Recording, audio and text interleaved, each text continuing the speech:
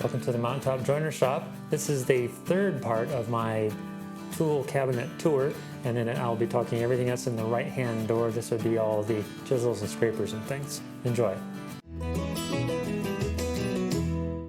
Alright, so for this episode of my tool cabinet tour, I'm doing the right-hand door. This is the one that holds all of my chisels and scrapers and things like that. And I've started with the door partially emptied because nobody wants to watch me put every single chisel in here. But I did empty it enough that you can see kind of how it looks with most of the tools removed. And then I'll add the tools and you can see kind of what is in the inventory. Down here in the bottom row, you'll see I have my standard bench chisels. These are the Ashley Isles Mark II bevel edge chisels, and I have everything ranging from 1 inch to 1/8 of an inch or so. And this is supported underneath by ebonized kind of cove molding. And above that, I have these brackets that support the next shelf, and also have little kind of end glue blocks that help hold it in place as well. But you'll notice that each of these are graduated in size, and those are to match the width of the chisels that go into each of these places. They have a little bit of a heel to them that matches the heel of these guys. These are my Buck Brothers crank neck paring chisels. And you'll notice that they don't look like a typical Buck Brothers because I redid the handles.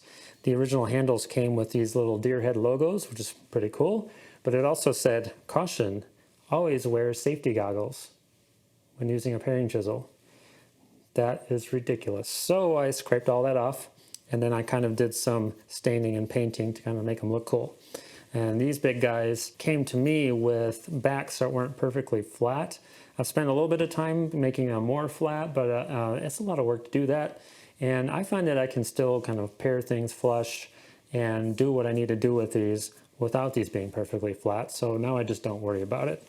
And in each of the spots that they go, you notice that there's a little brass loop down here because these are so long when I open and close the door, they're liable to swing around and point in directions you don't want them to point. So in front of each of those, I have this little brass tube that kind of holds it in place. Oh, and behind there, I have this kind of just little decorative molding of some curly maple and some sapele right there. And these range everywhere from about, I believe, 1.25 inches, maybe 1 1/8 inches, all the way down to about 3/8 of an inch. So I have a wide range of sizes. I find I use that one, the 1/2 inch in particular, quite often. The next row up, I have these in-canal gouges. In between each of them, I have a little horseshoe molding with ebonized walnut and brass plate and little sapele capitals under there. And then I have my in-canal gouges. And back when I was getting into woodworking, hand tool woodworking in particular, there was somebody whose work I admire a lot and learned a lot from, saying that in-canal gouges are super handy.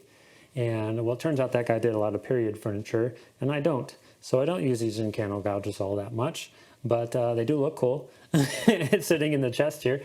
These originally came with handles that were very yellow, like pee after taking a B vitamin yellow.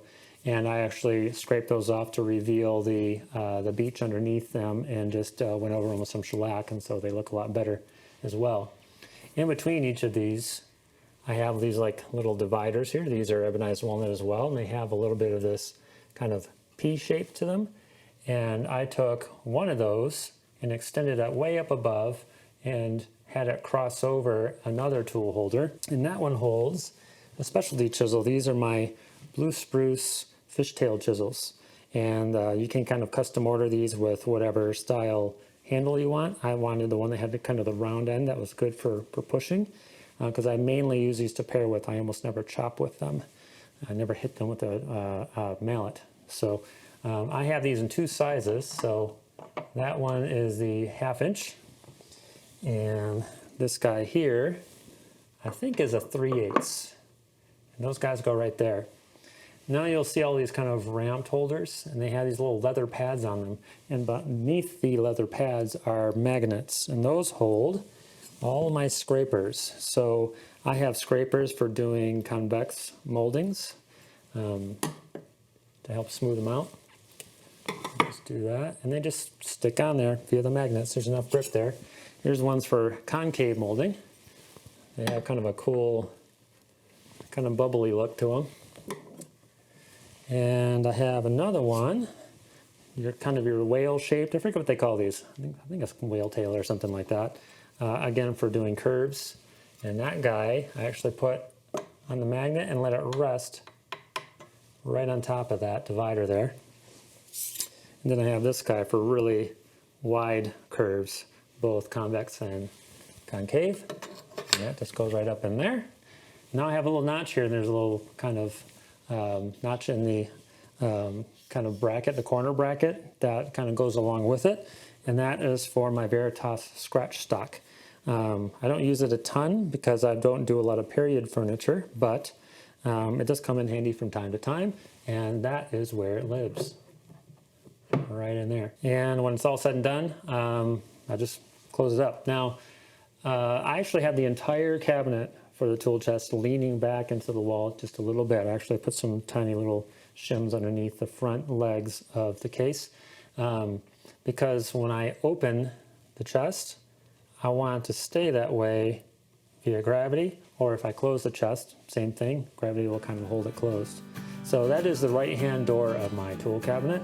For the next episode, I will do the left. Now, if you like what you saw here, please hit like and subscribe. It helped me out a lot. Also hit the little bell icon if you want to be notified anytime I release a new video. And if you didn't like what you saw here, keep it to yourself, pal. Or watch one of my other videos. You might like one of those. Thank you for watching.